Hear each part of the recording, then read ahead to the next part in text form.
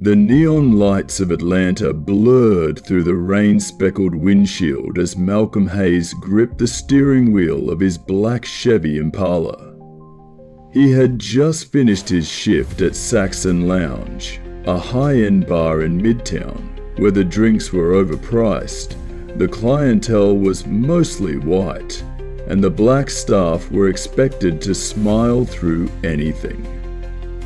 The night had been uneventful, at least until a customer had refused to take his drink from Malcolm's hand. A well-dressed businessman, probably in his late 40s, had waved him off and gestured for the white bartender instead, laughing as he muttered, "Nothing personal, man. Just habit." Malcolm had clenched his jaw and forced a laugh. Because that was the rule. Let it go. Don't make trouble. Don't risk your job. Because in places like this, it didn't matter how polite, clean-cut, or professional a black man was. He was always just another body in the service industry.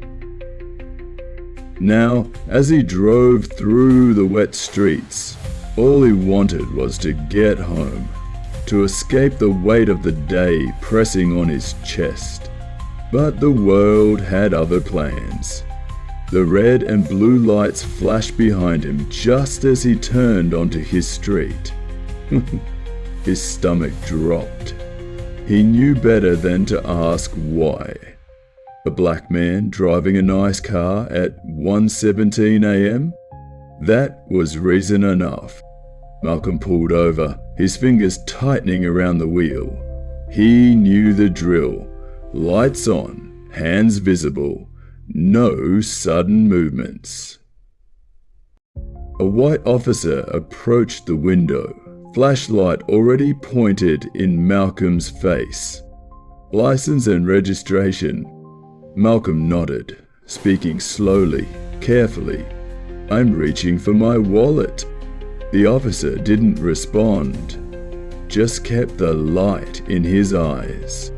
Malcolm handed over his license, watching the officer study it for a little too long. "You live around here?" Malcolm exhaled.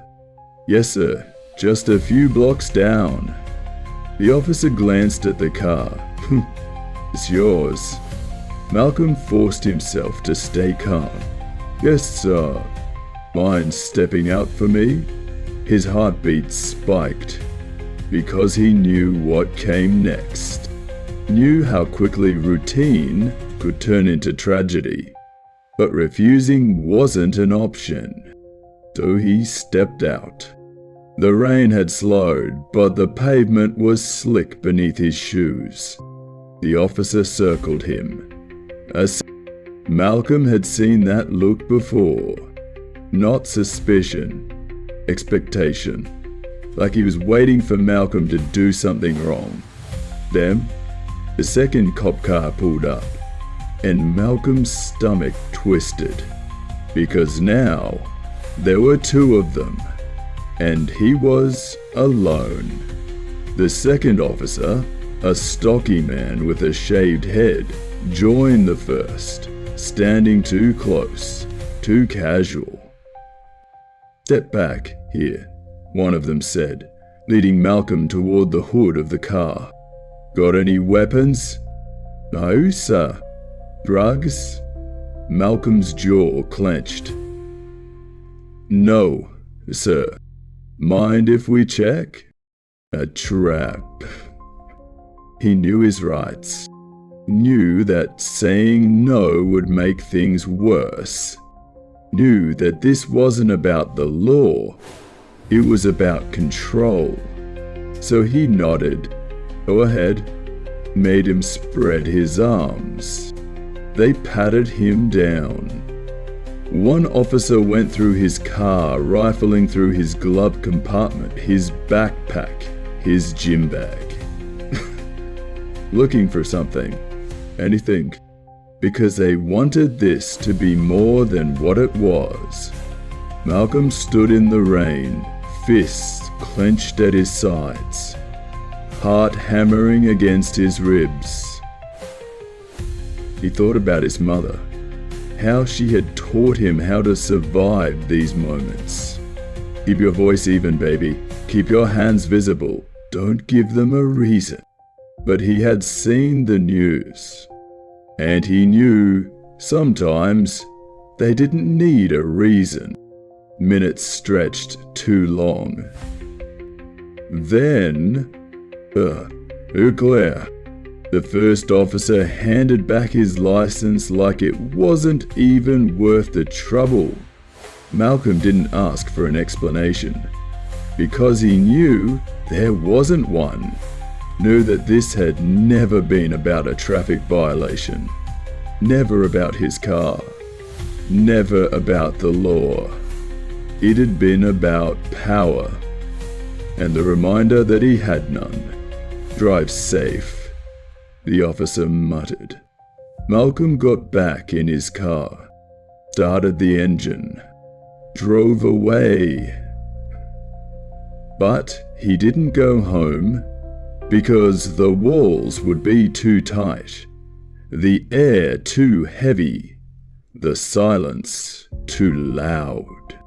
So he drove past his street, past the bars and neon lights, past the city that had raised him, but never claimed him. And when he finally pulled over again, miles from anywhere, he screamed, because there was nowhere else for that rage to go. The Houston heat was relentless, pressing against Malcolm Hayes like a weight he couldn't shake. It had been 7 months since that night in Atlanta, since the flashing lights in his rearview mirror had reminded him that freedom wasn't real for men like him. He had left the city not long after, heading west, searching for something that didn't feel like running, but knowing deep down that's exactly what it was. Now he was in Texas, working at a warehouse near the port of Houston, hauling shipments during the day, bartending at a local club at night. It wasn't much, but it kept the lights on, kept him moving, kept him from thinking too much. But no matter how far he went, the game never changed. It started with the construction site. There was an old warehouse near his job, getting torn down to make room for something shinier. Something that didn't belong to the people who had lived here for generations. And every morning, Malcolm passed it. And every morning, the same 2 cops were parked across the street. At first, he ignored it. Cops were everywhere, watching, waiting. But then, one morning, they weren't just watching anymore. He had been walking to work, the sun barely rising, the city still stretching itself awake. He barely saw them until they were right in front of him. "Hold up," one of them said, stepping onto the sidewalk.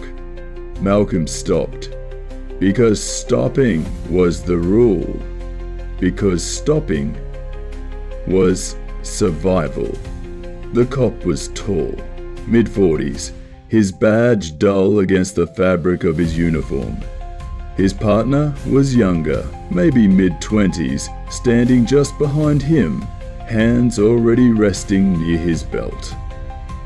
"You work around here?" Malcolm exhaled slowly. The older cop nodded toward the construction site. "You been near that lot?" Malcolm frowned. "No." "Why?" The younger cop stepped closer. "Riodo."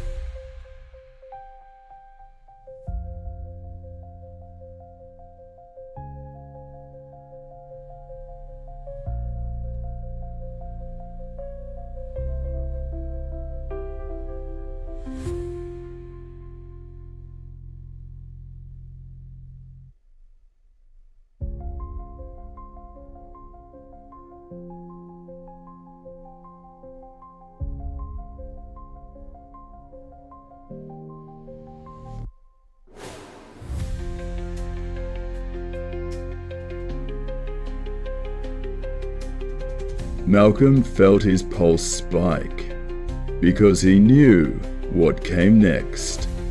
"Not my problem," he said, turning to leave. "Hold up." The older cop grabbed his arm. And that was the moment where a black man had to decide between self-respect and survival. Between fighting back and making it home. Malcolm took a breath, didn't pull away, didn't move, but his voice didn't shrink. "Take your hand off me." The younger cop's grip on his belt tightened. For a split second, Malcolm swore he saw it happening before it did. The shove, excuse, the headlines, the hashtags, the funeral. But then the older cop let go.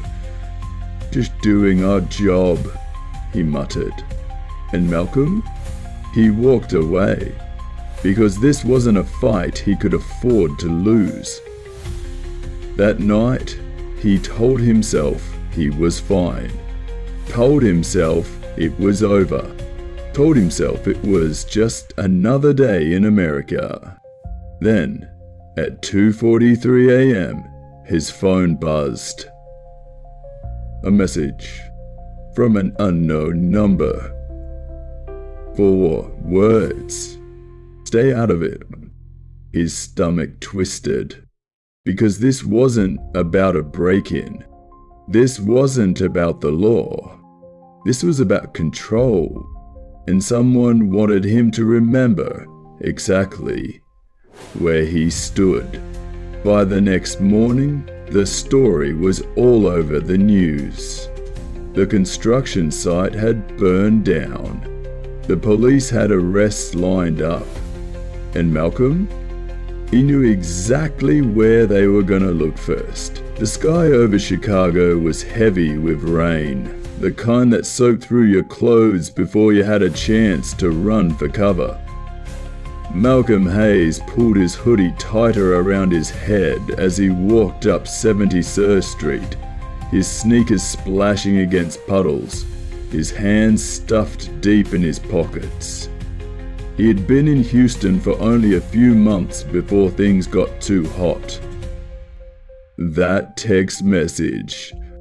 The fire. The cops who were looking for a name to blame. Malcolm wasn't stupid. He knew how the game worked. So he had done what he always did. He left. Now, Chicago, a new city, a new chance.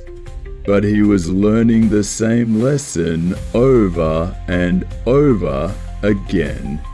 No matter where he went, his skin was a crime before he even opened his mouth.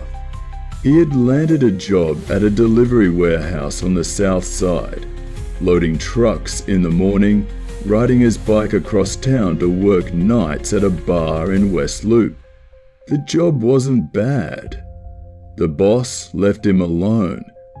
As long as he showed up, worked hard, and didn't ask too many questions, no one cared who he was or where he came from, until they did. It was a Tuesday when the warehouse meeting was called. Malcolm knew something was wrong the second he walked into the break room. The air was too quiet. The workers, mostly black and Latino men like him, sat stiffly in the plastic chairs, their eyes darting toward the front where management stood. 3 white men in suits. That was the second sign, because the only time the suit showed up was when something bad was about to happen. The head supervisor, a short, balding man named Greg Carson, cleared his throat. "All right, listen up," he said. "We've had some security concerns lately. A few trucks have been coming up light." Malcolm felt his stomach tighten, because he already knew where this was going. Greg continued, flipping through a folder. "We're working with the police on this," he said. "Just routine, but we're going to be doing some random searches at the end of shifts. Backpacks, lockers. Just a quick look to make sure everything checks out. Silence." Then, Devontae, a worker who had been at the warehouse for years, spoke up. "Random, huh?" he muttered. "Funny how random always means us." Greg pretended not to hear him. "We'll have security handling the searches," he went on. "If you've got nothing to hide, it won't be a problem." Malcolm felt his jaw clench, because this wasn't about security. It was about control. It was about making sure the black and brown workers knew they were being watched. It was about reminding them that their innocence didn't matter, that they would always be suspects first. Malcolm glanced at Devontae, saw the same tired, angry exhaustion written on his face, because this wasn't new. This was just another chapter in the same damn book. That night, Malcolm couldn't sleep. The words sat heavy in his chest. If you've got nothing to hide, it won't be a problem. He had heard that before. In Atlanta when the cops pulled him over. In Houston when they patted him down.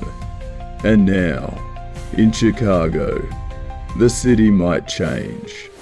But the story didn't. The first search happened the next day. The workers stood in line at the end of their shift, watching as the security guards rummaged through their things. But not all of them. Just some. Just enough. Just the ones who looked a certain way. Malcolm's turn came. He handed over his bag, expression blank. The guard flipped through his things carelessly, like he was expecting to find something, like he wanted to. Then, a voice. "Hey, there's some bullshit." Heads turned. Devontae, standing at the end of the line, arms crossed. "You don't check everybody's bag, huh?" he said. "Just ours." Greg stepped forward, fake smile in place. "It's just a precaution, Devontae." "Nah," Devontae shot back. "It's a message." The room tensed, because he wasn't wrong, because everyone knew it. But no one ever said it out loud. And now the air felt dangerous. Malcolm saw it before it even happened.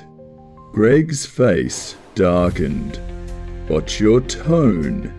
he said. Devontae didn't flinch. "For a what?" Greg exhaled sharply.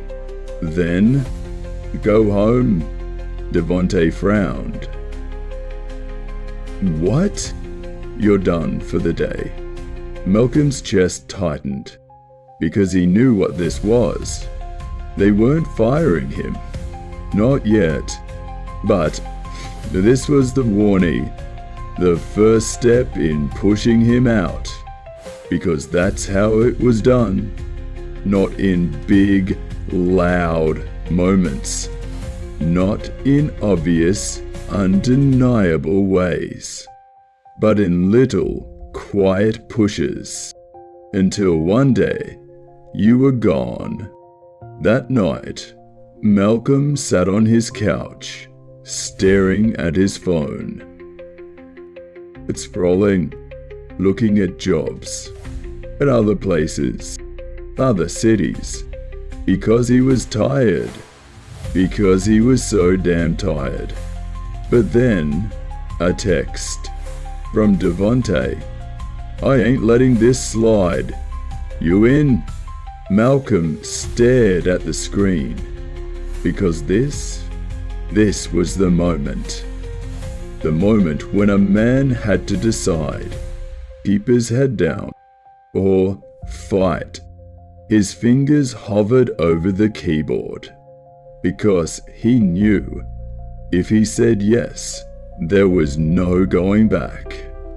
No safety, no job security, no walking away clean. But maybe walking away was the problem. He exhaled. Type, yeah, I'm in. And just like that, the game had changed. I was 6 the first time I realized my father walked differently when we were in certain places. When we were home or at church, he stood tall, shoulders back, head high. But when we were in town, when we walked into a store or passed by a police car, his whole body changed. He shrank just a little. His hands stayed in sight. His voice softened. He moved like a man who didn't want to be noticed. I asked my mother about it once. She just sighed, kissed my forehead and said, "You'll understand when you're older." I didn't understand not until years later when I saw my father get pulled over for the first time. We were coming back from a family gathering, a long drive down a dark country road, when the red and blue lights flashed in the rearview mirror. My father took a deep breath, exhaled slow, then pulled over. "Keep your hands on the wheel," my mother whispered. My father already had. The officer took his time getting out of his car, adjusting his belt like he had all the power in the world. I sat in the back seat, my hands gripping the fabric of my dress, watching as my father kept his eyes forward. License and registration. My father moved slow, precise, but when he handed over his papers, the officer barely looked at them. "Where are you coming from?" "Family gathering." "Where are you headed?" "Home." The officer studied him a long time, then leaned down, shined his flashlight into the back seat.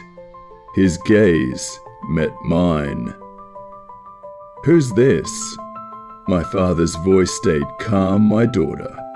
The officer nodded, tapped the roof of the car and said, "Get home safe." We drove in silence for a long time until my mother finally whispered, "You did good." I didn't understand why she said that, but my father just nodded. I was 12 when I first felt it for myself. We had moved to a new town, a place where my brother and I were the only black kids in our class. The first week was fine, but then one day at recess, I heard it. "Go back where you came from." I turned, saw a boy sneering at me, his fists clenched. I didn't know what to say. I didn't even know what he meant. I was born here. This was my home. I didn't come from anywhere. When I told my teacher, she sighed like I was causing trouble. "Let's not make this a big deal." She made me shake hands with the boy who had said it, told us to be friends. Told me to be the bigger person. That was the first time I learned that I wasn't allowed to be angry, that even when someone hurt me, it was my job to keep the peace. By the time I was 15, I had learnt the rules. Smile, but not too much. Be polite, but not too friendly. Don't touch anything in a store unless you're going to buy it. Don't run even if you're late. Don't argue even if you're right. Don't put your hands in your pockets. Don't make people uncomfortable. The older I got, the more I saw it. The way women clutched their purses when my brother walked by. The way people assumed we didn't belong in certain places. The way security guards followed us in stores even when we had money in our hands. But it wasn't just strangers, it was teachers assuming we weren't in the advanced classes. It was guidance counselors suggesting trade school instead of college. It was the way my father still walked a little smaller in certain places. Then, one day, I saw what happens when you forget the rules. My brother was 17, tall, proud. He didn't shrink himself the way our father did. One night he was walking home from his friend's house just a few blocks away when a police car pulled up beside him. They said he looked suspicious, said he matched the description of someone they were looking for. He told them he was just going home, that he hadn't done anything, but they didn't believe him.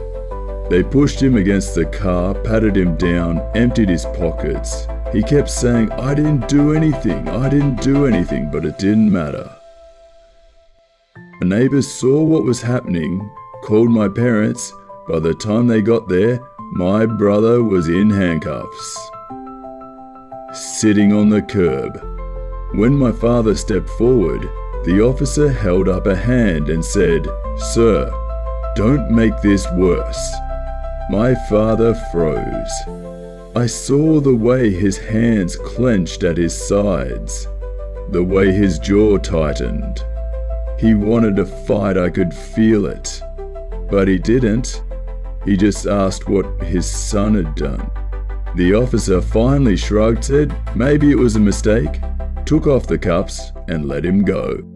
That night, my brother sat at the dinner table quiet, his knuckles still red from where they had pressed him against the car. My father didn't say I told you so. He didn't tell him to be careful next time. He didn't tell him anything because there was nothing to say.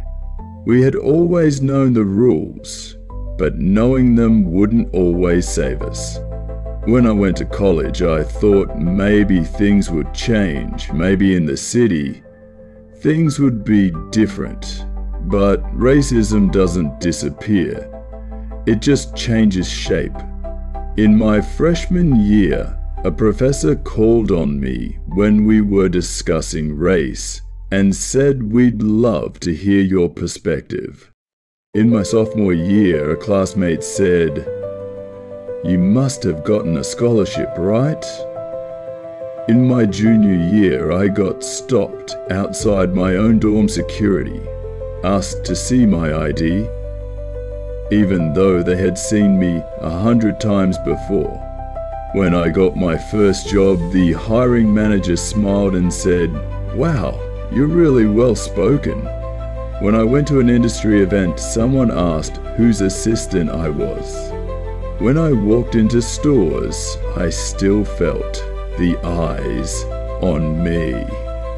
When I walked down the street at night, I still saw people cross the road. When I got pulled over for the first time, I still felt my father's voice in my head, "Keep your hands on the wheel."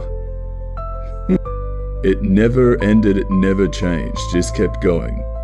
But the moment that broke me, the moment that shattered something deep inside, happened years later.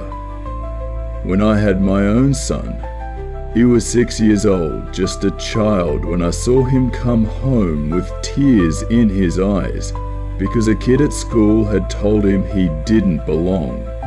I held him in my arms, told him he was perfect, told him he was strong. But I knew that no matter how much I loved him, I couldn't protect him from the world.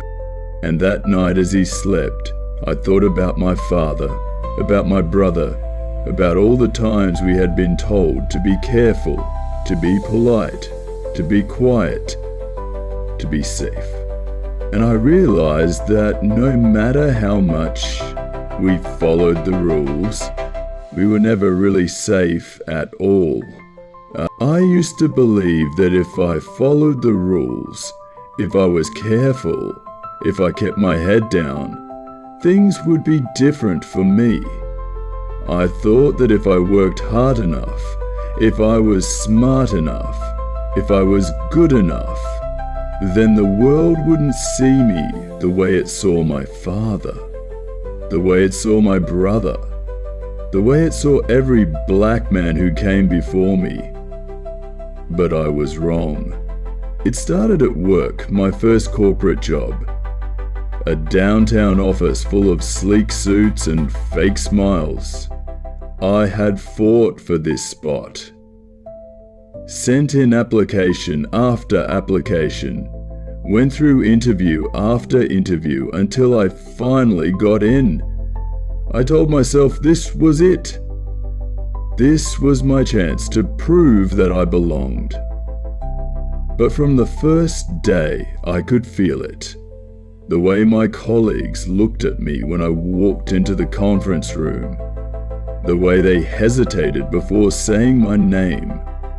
The way they nodded a little too much when I spoke, as if they were surprised that I had something to say.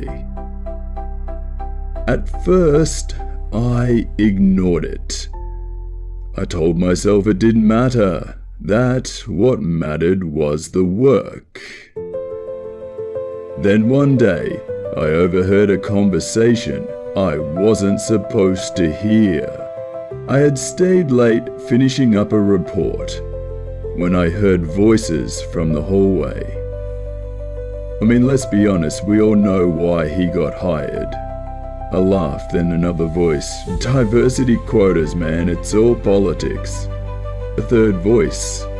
Yeah, but at least he's not like, one of those.